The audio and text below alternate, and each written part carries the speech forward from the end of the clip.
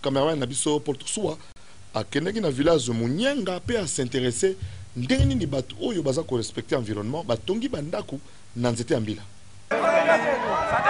Tambola na mokili omona makambo lokola awa na village Munienge na province ya Kasai Oriental botala ndenge batongaka bandako na bango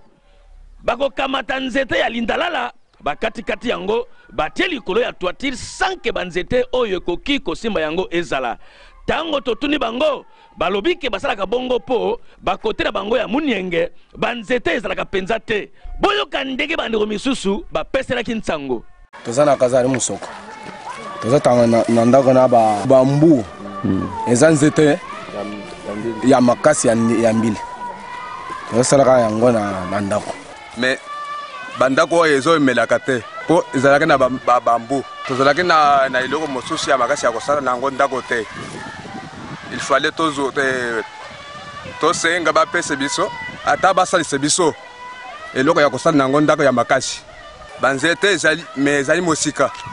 tozali moyen kozoka yango te po ezalaki mosika bana betu bakasai toyebaka ke na bamboka batongaka bandako na banzete awa ekomi boye na Munienge avec technologie oyo soki mopepe ya kaina eleki bakoto oyo bandako oyo toyebi te soki ekobika to te po match oyo ezande ya keba ya sol ndio ndio mutafanya pia wani